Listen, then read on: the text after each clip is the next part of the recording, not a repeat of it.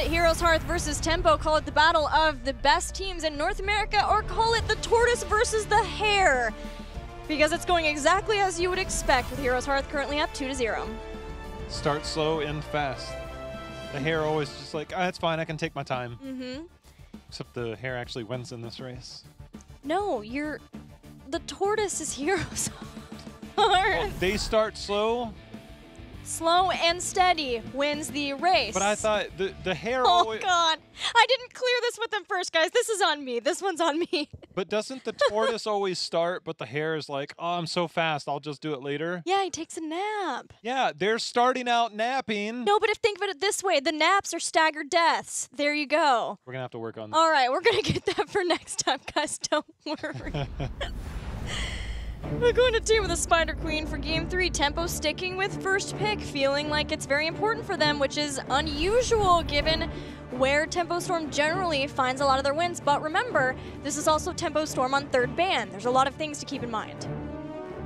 Tempo Storm, I believe, has lost 1, maybe 2 games total as second pick. They have always prioritized second pick. They've been dominant in that fashion. They've won 2/3 of their game as first pick so far. The numbers were almost similar in all of Phase 1. So to suddenly start prioritizing first pick because of that second ban, this is definitely a change in mentality for them. For sure. I do think that part of it also comes down to the shared favored battlegrounds. Like before you could say, oh, Tempo Storm will pick Dragonshire. Well, HeroesHearth picks that too quite a lot. It's not banned, and it's Infernal Shrines for HeroesHearth. Same thing with Full Sky Foundry, though it seems less of a favored battleground for Tempo Storm since we came back from the mid-season brawl. As it happens, HeroesHearth likes that one too. I think there's just so much overlap here. The thought is, with third bans and with shared battlegrounds like that, maybe we get the edge by having first pick on a battleground that we do feel comfortable on, which Tomb is a favored battleground for both too. Just looking at their history, they've been first pick 1 of their 3 times that they've played Tomb. They're 3-0 so far this season. The meta looks a lot different on this battleground compared to the others. Johanna, we've seen a heavy dose of Diablo so far for Ishbu. This is a Johanna favored battleground. Will the Diablo continue? Will Tempo Storm try and shake that up themselves? Those are really big questions they have to ask. Tempo played an awesome Tomb game versus Team Freedom, where they busted out double support, double warrior, hyper carry Vala. Maybe that's the answer. They can get away with it. Probably not. Team Freedom plays a little bit more passive game, although we've seen a lot of that from HeroesHearth the first 2. But they are explosive in their team fights, and a Vala I don't think would do well in this scenario. You know what? I let you dream your dreams last game. You let me have mine. Raynor and Blaze will be banned by Tempo Storm prior to the first pick. HeroesHearth takes out Genji, a common pick for Tempo Storm the first 2 games that they played on Tomb the Spider Queen, but also just a lot of aggression to come HeroesHearth's way.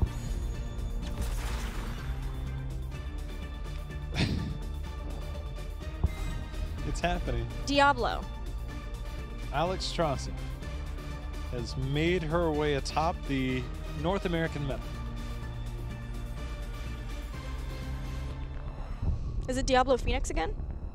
Phoenix definitely seems likely. But is Dibbles part of that? Muradin Phoenix. 1 game yesterday versus Endemic. Ishbu picked Muradin over Johanna. She was still available.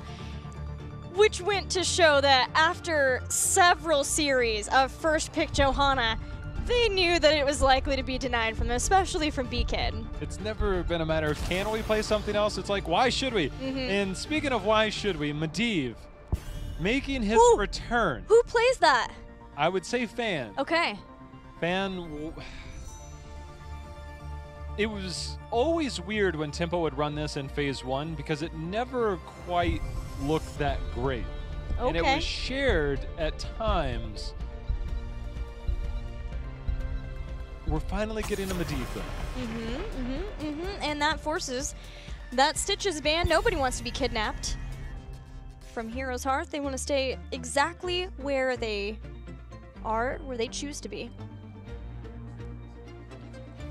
Solo laner now with Blaze Urel ban. Tahaka, do we get a Thrall ban here from Tempo Storm?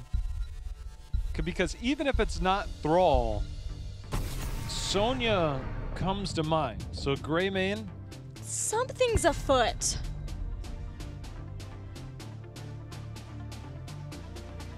There, with the Dahaka Medivh, whoever Vin plays is gonna have to do some work. Hanzo's still available. So is Jaina, and this is... Say, going into a Medivh with a Jaina, he mitigates a lot of that damage. Post level 7 will throw some of that... Oh, yeah! Oh, I knew they were doing Nailed something. It. Hey, listen, I said it. No. I said it yesterday. I said with Lifefinder being OP. You can't say a prediction yesterday and then come back and be like, I called it the whole time. Let me just go I think every hero is going to be played at some point. I said if now that Lifefinder is good, does Cho'Gall happen? Woo! I didn't even write down the draft. I don't even know what to make of this. Yeah. Slow pan. Keep slowly. Cho'Gall Medivh. But Dahaka with it. That's my question. Okay.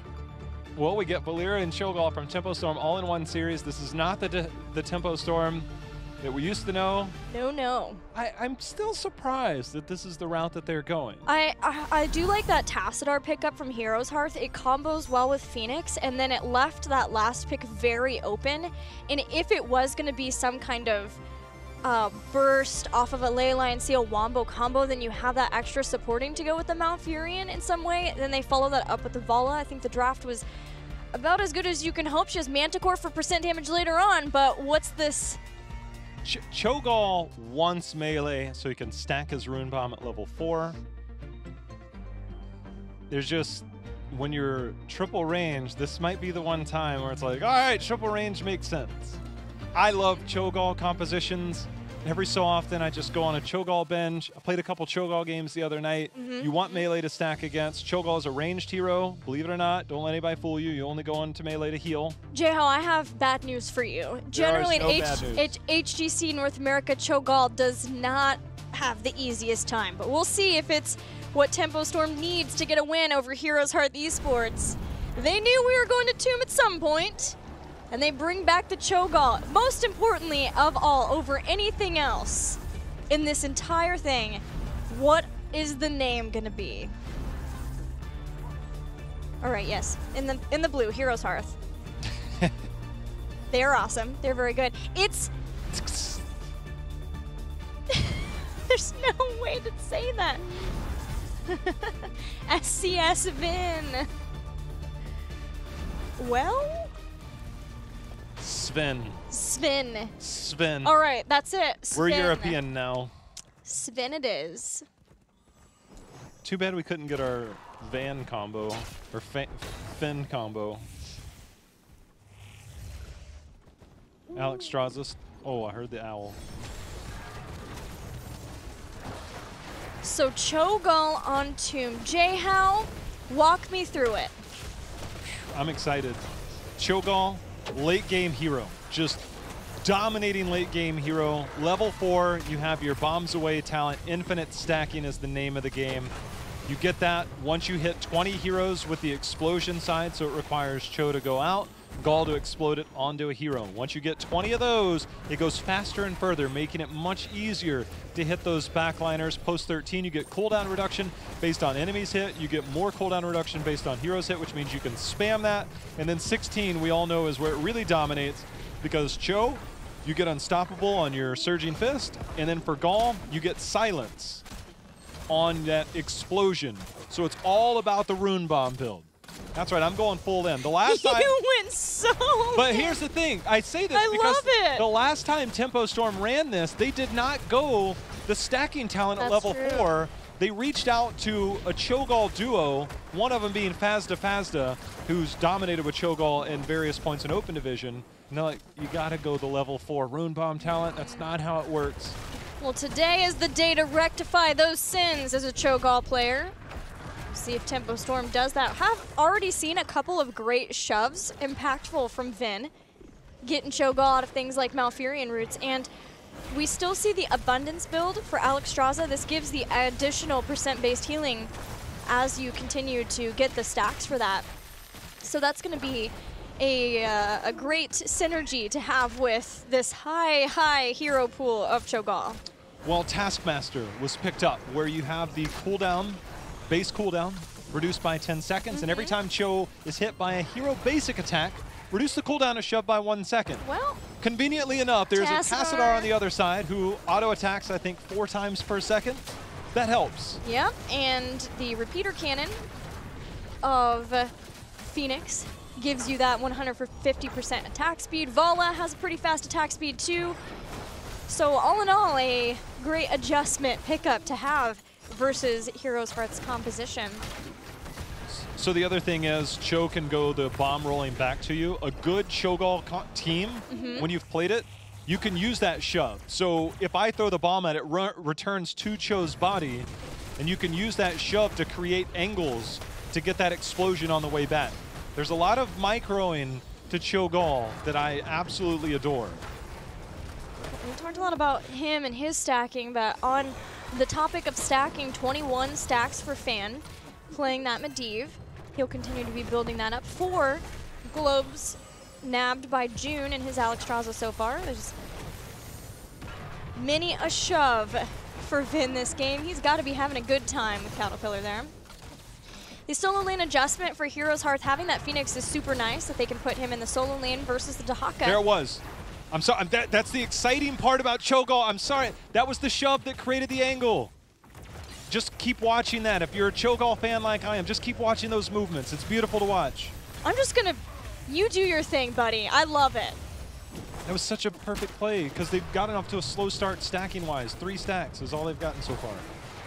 Tempo Storm needs to step it up because if nothing else, for the happiness of my co-caster, I need you to win this one. I personally would also like more games, but I carpool with this guy and he's gonna be very distraught if this Cho'Gall does not walk away a winner. I'm gonna have to go in, play a quick match game, have somebody be my Gall, and then have somebody pick Ariel because nobody wants to face that in quick match. It's a terrible thing to do. You demon. But it's so fun. Another nice shove there. Denying it from the roots. Yeah, a lot of these have been having to be used defensively. We're going to see Medivh make his way down, and Glowering was already in position with the body blocks. But as soon as Fan showed up, Arthalon had the retreat with the warp so that he could make it out. It's been another game of no deaths, no kills at all as we head closer and closer into the mid-game. But the first Webweaver phase has started, and this is where Cho'Gall can get a lot of damage done, trying to clear those out quickly. Every time he gets in melee range, there's going to be another explosion going into Double Trouble at 7. They're going to have a lot to deal with here, but Double Trouble, Shadow Flame hits an enemy hero that is afflicted by Cho's Consuming Blaze. The one thing I'm concerned about is there is less bodies on the field when you have a Cho'Gall. It's 2 in 1. And defending versus Webweavers, yes, you have a Dahaka, but having an Alexstrasza and the Medivh, they've brought Alexstrasza down now. Medivh's in the top, but HeroesHearth can do quite a lot with these Webweavers, which is why we see them be so aggressive with this. Cho'Gall's doing what he can to clear this out as fast as possible, even using the Dragon Queen there, but they need to clear this out so that they can make the right rotation up to the top, because HeroesHearth has already headed up to take out towers here. It is a lot that you will endure in the early game on the side of Tempo Storm. See the portal. BBJ might be the target. Krohn deep into enemy territory. Bomb goes out. Making it to 13, defending against Webweavers is incredibly strong just due to the cooldown reduction. Look at Bot. Yeah, Phoenix is bodying Dahaka. Phoenix destroys solo laners in this game. Top and mid were saved, but both front walls. That fort is all but gone before Medivh shows up to help Dahaka. HeroesHearth Esports has 48 out of the 55 gems necessary to get a double turn-in, and I guarantee you, if they can get that, they're going to be looking at forts with that heroic abilities. This is snowball potential, and Cho'Gall trying to get to the late game may not be a possibility if HeroesHearth keeps pressing the issue as hard as they are right now. It's a very difficult time for Tempo Storm. We've known them heavily prioritize early and often turn-ins. But as you said, less bodies makes that a bit more difficult. They try and get in position to continue to drop those bombs as long as they stay protected. Half portal, 7 stacks, so they have not had the success. That's why triple ranged was picked up. Phoenix dominating that bottom lane, Jude pointed out, taking down the first fort of the game. Heroic abilities are almost here for Tempo Storm. That's going to help.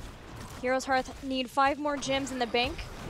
Can try to get that right now, just before Tempo hits 10. Now if Tempo want to get into a fight, they have Web Weavers behind this, and this just allows HeroesHearth to maintain control. You get the turn-ins when otherwise Tempo Storm would be hoping for a fight on even terms, and then you push down structures. But losing Cronin here would be a major problem. So much so the Haymaker knocks back Cho'Gall, but it's just not enough. The Twilight Hammer, when Cho gets into melee range, which is why you have the Medivh, to get into melee range, get on that knockback. It's a knockback, it's a stun, it's a lot of things for Cho'Gall. Taking down Vala there. Very good start to this. They're gonna give up a lot in the bot lane. As long as they don't give up keeps, the later this game goes, the more favorable it is for Cho'Gall. Sven. Our European Cho'Gall. Phoenix had that bottom lane so pushed out, but I want to highlight the rotations of HeroesHearth. Yes, they lost Crowan, but how far they pushed out top and where they stood between top and mid allowed the mid Web Weaver to push freely. But they didn't quite get as much as they could have because of the Vala kill, and that's on Tempo Storm. That's really good from them, because they're sitting on 107 gems that they would like to be able to turn in before HeroesHearth gets that 13. Glowering stalking in. They're going to force this fight. Here we go. Twisting Nether is out. The stun's going to lock him down. That goes off. Twilight, or excuse me, the Tranquility in return is going to thwart the assault. Cho'Gall still continuing to try and stack. Only 9 out of those 20. Getting to that 20 makes it so much easier. Of course, 13 as well with the cooldown reduction will make wave clear a lot easier. Defense on the Web Weavers clear. I think the problem right now is, Gilly, when do they get a turn-in? They have 7 turned in total. They have so many gems that it's terrifying for them to fight. Portal's there. Sven will take it right on out to freedom. It's going back and forth. This time, though, HeroesHearth have a ways away until they can get the next Web Weavers, but still the sheer amount of control that they have in multiple lanes with 1 extra body. Tempo Storm, the best bet is to get a pick somewhere. Great control over Arthlon, but kept his warp until his team showed up, staying alive, having the heals. Leyline Seal hits a bunch. Cho'Gall, Haymaker back. Now we're gonna see the assault. No Shadow Bolt volley. I wondered if we would get that just for more clear against Web Weavers and to try and reach that back line. But Twisting Nether at level 20, when you get a blink off of it, that's when the playmaking really comes in. So Twisting Nether in the early game, I don't think you're going to have the same type of value if they can make it to the late game. That's my concern, and that's why I'm looking at you with a face right now, because we keep talking about late game Cho'Gall, late game Cho'Gall. Can they get there? HeroesHearth quickly approaching their 3rd turn-in. With the lane presence they've had, the wave clear, the great wave clear between Vala, Phoenix, and Tassadar has had a monopoly over turn-in points. Tempo Storm, if they could just get some gems in the bank, and Sven by himself almost has enough. He does have enough because they have 7 turned in already. This would stop a lot of the pressure. This would allow and help Tempo Storm get to that late game more safely, but it's just not happening. Haymaker away for the portal. Twisting Nether, Life Binder, protected, gonna allow him to heal up to 100%. There it goes. There's a big hammer. Just gonna miss there on Arthlon. He's able to warp out in time. And Gilly, that 13 was not picked up I am a bit surprised, as that is one of the most impactful talents in this build. So we'll see how that goes as the game. The cooldown reduction is insane because it works on minions and heroes. Well, Tempo Storm hanging in there, still willing to duke it out, especially since they have 13. Ishbu gets into position with the Storm Bolt. Maybe was going to follow up with the Haymaker away from a portal again, but saving that heroic ability. We're now at the spot where HeroesHearth can get a turn in, and they have it. Dragon Queen is out. Ishbu does have his Haymaker. Was in position for a moment. There's no need in risking it. Having that cooldown reduction against these pushes would be so strong.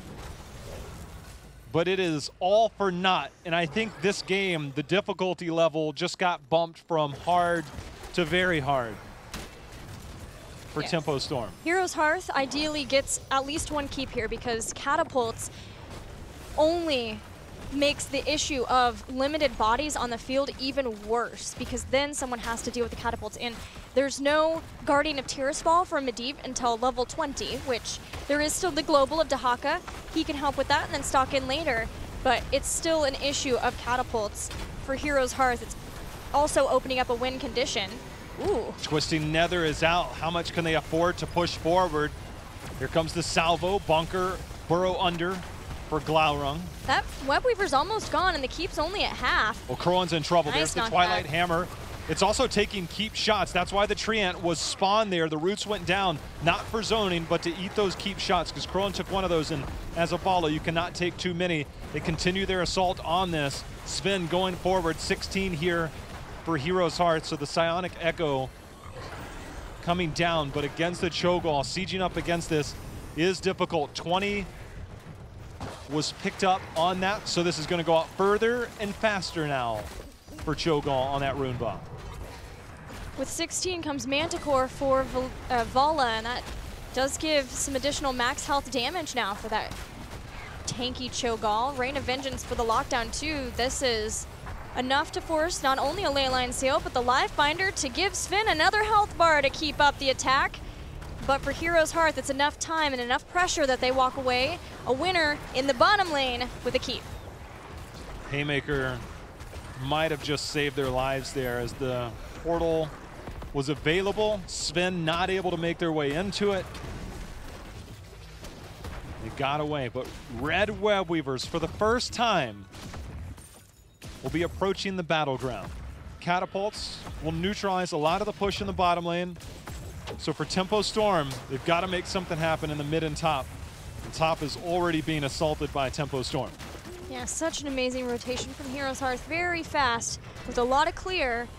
Takes that top lane out of the possible ways for Tempo Storm to get a fort down, get some structural damage, get 16. Haymaker hit Sven, who's sitting on 64 gems. But there is so much healing capabilities. If they don't get the kill after the Force of Will, June's going to be able to keep that healed up. Cho'Gall now has the Unstoppable on his Surging Fists. A lot easier to get away from some of these clutch moments. There it is. There's the silence picked up for Gall. The bomb starting to connect. 25 stacks. So Tempo Storm fighting back. As we get to the later part of this game, you can see just obliterates minions at this point. Twilight Hammer hit, shoved back by Ven. 136 gems still here for Tempo. Tempo Storm has made it to 16. They have lost one keep, so they cannot fully lose a team fight, or it'll be game over and series over for them. But that turn in gave them some necessary time. It did not open up and take any structures down. It didn't start setting up for a win condition of their own, but they are slowing the pace of the game down, which is something that they really need with this Cho'Gall. I'm still surprised at the lack of cooldown reduction at 13. That's generally one of the best synergy talents that you can go with this build. The onslaught of Cho'Gall is one of the most feared. Haymaker back. Sven is in deep. They're turning the fight. 4-man silence on that Rune Bomb. massive amount of damage as Sven continues to go forward. Twilight Hammer hits onto Crowan. The bomb's continuing to go. 30 stacks amassed here for Sven. Yeah, it's starting to be a problem for HeroesHearth, especially through chokes like that. Want to highlight the warp heads up from Arthalon, because had he waited any longer, it would have been dragged and then taken probably enough damage for him to go down. HeroesHearth Esports, though, you're going to keep the pressure on Tempo Storm.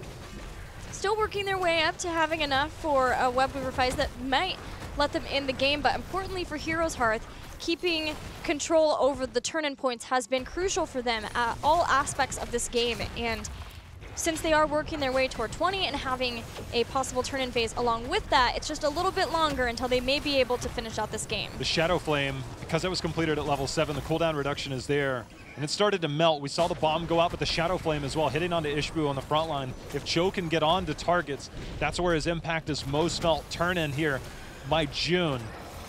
Twisting Nether, see if that's enough to zone out that. Oh, nice shove there into Crowan. Did receive the shield. Finally get the Web Weavers. More Web Weavers for Tempo Storm. Keeps them hanging on. They need to get bottom cleared out, starting to get the catapults close to where their keep would have been. And then force out these lanes as best they can to have Web Weavers to push along with. This is still the crucial time for them to try to get a fight before HeroesHearth gets 20, but HeroesHearth willing to hang around, willing to keep the pressure going. Crowan playing aggressively like we saw Fan himself do on that Vala, because he has the Tassadar and the Malfurion behind him. They have to start getting structures down. They have a lot. They still have a turn-in after this. There's a bomb hit. Crowan's health bar just gets obliterated. Shadow Flame continuing to go out. Sven moving forward, but the shields from Tassadar continuing to have such a major impact. Surging Fist goes over. Twilight Hammer knocks back Ishbu. Phoenix is cleared out bot. Top still going. Haymaker. Ishbu in position for the Haymaker. Oh, the nice interrupt. Wow, well done by Tempo. Sven might have just saved Glaurung there, at least saved the Life Binder for another target. Sven manning the front line. Arthalon very deep. Shadow Flame goes out. Double Sven stun. Getting low. Double stun is there. Lifebinder forced to be used. I don't think we have a portal as that's gone down. Salvo in response. Not enough to take down Sven, but it does take down June. Arthalon able to make it out alive. And happy for that 20 with Unconquered Spirit. Yeah, because he got blasted there. Medivh second to fall.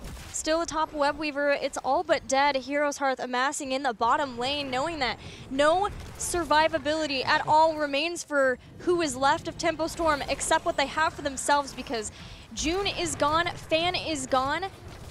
The HeroesHearth trying to take out this wave so that they can get onto the core. They know they have a lot behind them. They have great auto attack and great sieging heroes for this core. Can they end the game, the series, right here with this rush? Twisting Nether is going to have to come out to make the big play. The shields have already fallen 80% and going down. HeroesHearth working their way around. Haymaker's bought a little bit more time here as Sven trying to hold on, but the core has fallen. Twisting Nether is here, but Arthalon on the other side, it's going to be too much damage. HeroesHearth takes down the Titan of Tempo Storm, and more importantly, the Titan in the form of Cho Gall, aka Sven. Another Cho'Gall game, unfortunately, still not being able to get a win here in North American HGC.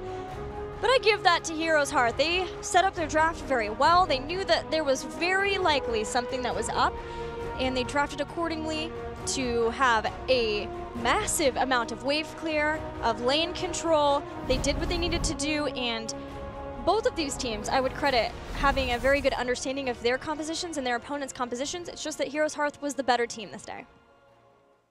It's weird to think about, because generally when you come in as the underdog or the less favored team, or maybe the second place team versus the first place team, sometimes you feel you have to come in with some unique strategies, maybe shake things up a little bit. Tempo Storm tried to do that in 2 games with the Valera right out of the gate, Cho'Gall in game number 3. This is not the Tempo Storm that I thought would come in. That is almost saying that you are more superior and we feel that we have to do something different to shake things up against you. And that surprises me a bit that Tempo Storm would come in with that. I think they fought hard.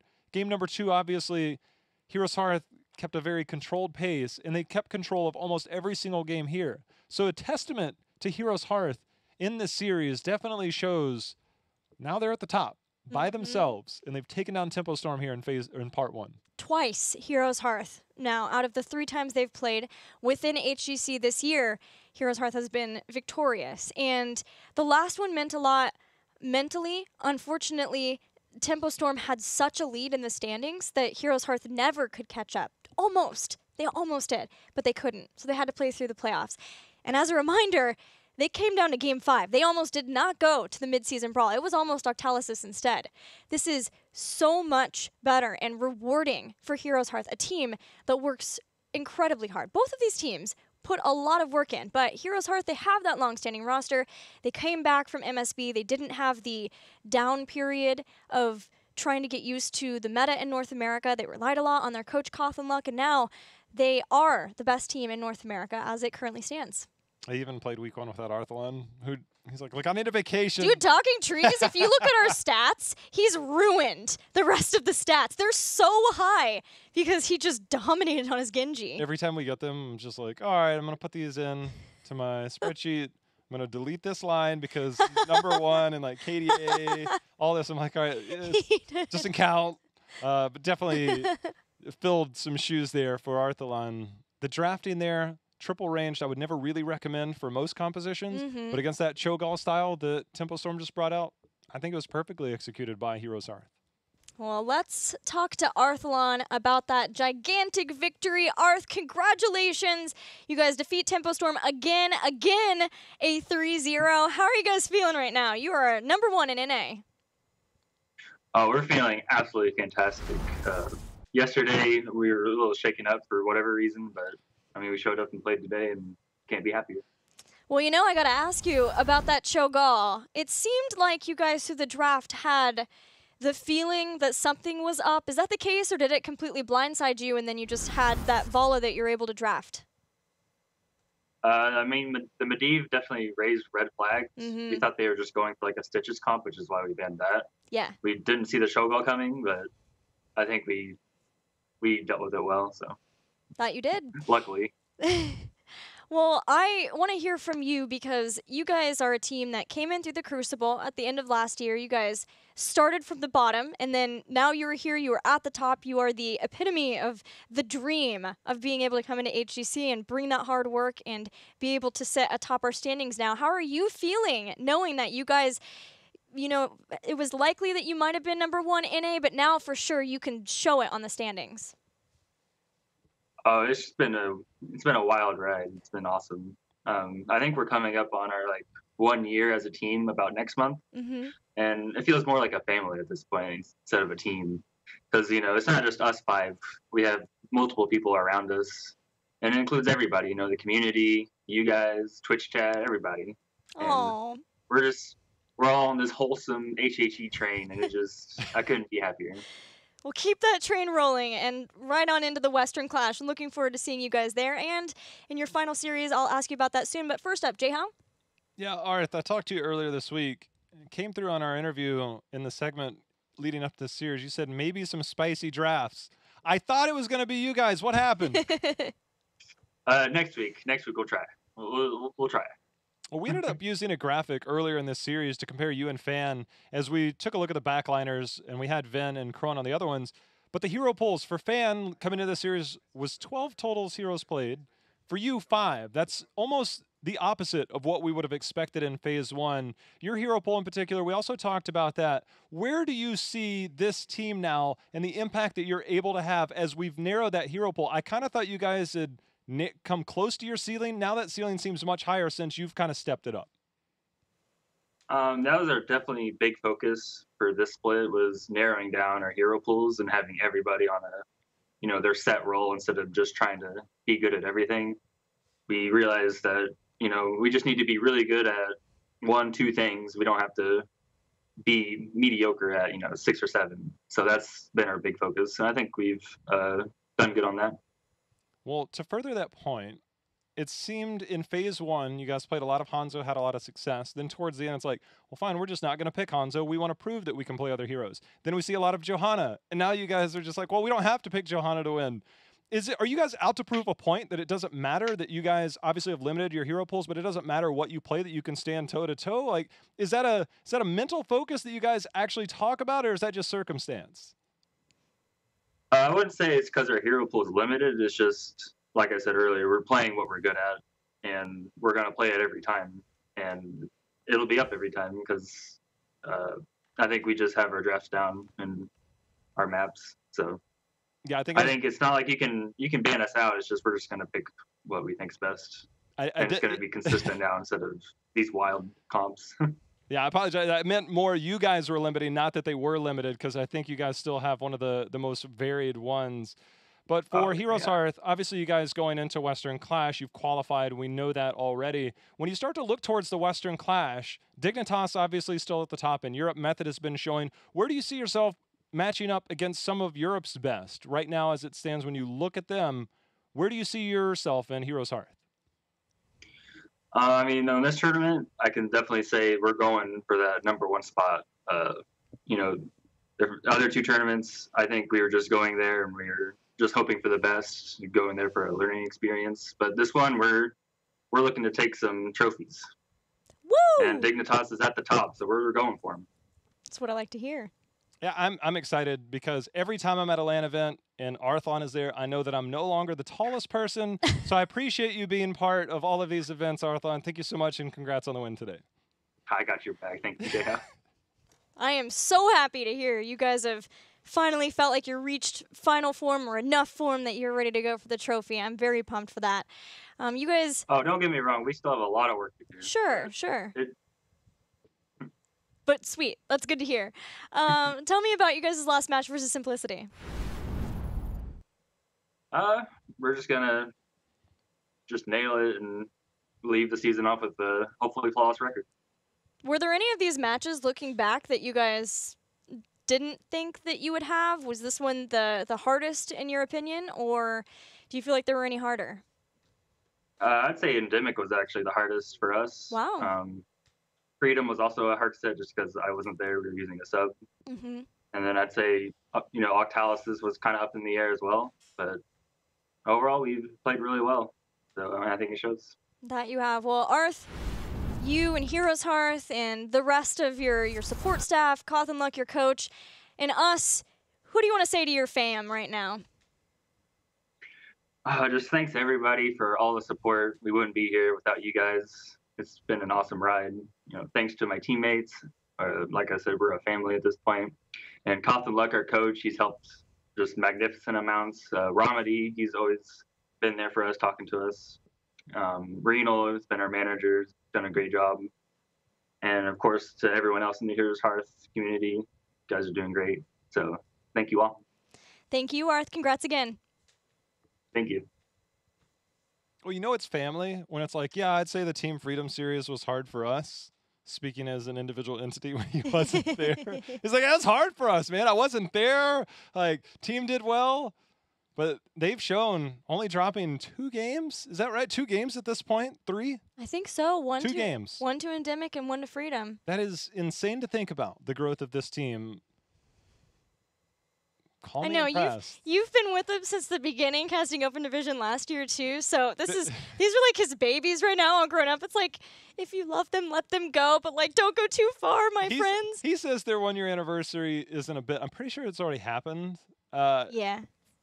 They lost the first Open Division Cup. The first one they entered, they lost it. That's what's funny about. They won every other one after that, but the first one they actually lost. I don't even remember who they lost to. It's some math team. It still blows my mind that happened. Memories. Well, let's get excited for making some new memories tomorrow and what we have to offer you for the last day of this weekend's HGC. GG versus Team Liquid. I do think that GG is still possibly in the running. Europe's a little crazy with their standings. Leftovers is still there too. They'll be going up against Monkey Menagerie, and then JHal, we're gonna switch on over to NA. Yeah, and that's gonna be starting off with LFM versus Freedom, and LFM picking up their first victory. They're gonna try and make it 2, and I think their aggressive approach might be enough to take down Team Freedom, and that could have implications leading into next weekend. And then our nightcap for Sunday is gonna be No Tomorrow versus Simplicity. Two teams are still working their climb up for now. As we saw from No Tomorrow, definitely looking a bit more refined after the today.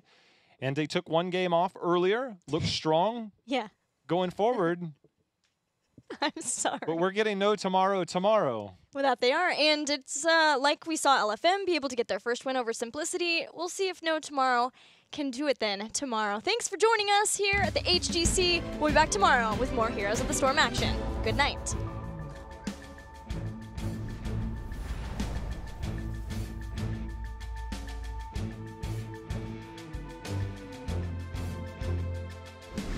The backside to Dragon Arrow, setting it up. Alex Straza is silenced. We see the Lifebinder trying to heal up, but Phoenix not able to keep him alive. Alex first to fall. Alex goes down, Ardent Defender, keeping Glaurung healthy in the front lines. He's going to be separated from the team as Ishbu has the charge to dive in. Avenging Wrath started to be charged up, but Yrel falls. Just zoning of Heroes Hearth is far too good. The scatter arrow wasn't able to stop that, and BBJ gets the channel, but Tempo's going for the fight. Lifebinder, fans identified. They're turning their targets onto Valera. Valera's going to be the first to fall in this fight. Scatter arrow doing a lot of damage, but Glaurung is going to be the target. Second member down on the side of Tempo Storm. Let's have to fight into that. Nature's Cure was forced to be used. Taunt, the Cattle was the target. Mine's going to throw McIntyre back. He has to use Void Prism, which Cattle goes inside. The Tranquility starting to heal McIntyre back up. He's alive, but he's continuing to get peppered away as those grenades are hitting. Ishbu's still holding on to that control point. Nobody established just yet. Lightning Breath is out. This is the increased duration. Salvo comes out. Hanzo the first to fall. Bunker goes down. The Lightning Breath still out. Will Blaze make it out alive? McIntyre goes in and gets the cleave there. Very deep. Shadow Flame goes out. Double Smith stun. Getting low. Double stun is there. Lifebinder forced to be used. I don't think we have a portal as that's gone down. Salvo in response. Not enough to take down Sven, but it does take down June. Arthlon able to make it out alive. And happy for that 20 with Unconquered Spirit. Yeah, because he got blasted there. With this rush. Twisting Nether is going to have to come out to make the big play. The shields have already fallen 80% and going down. Heroes Hearth working their way around. Haymaker spot a little bit more time here as Sven trying to hold on, but the core has fallen. Twisting Nether is here, but Arthlon on the other side, it's going to be too much damage. Heroes Hearth takes down the Titan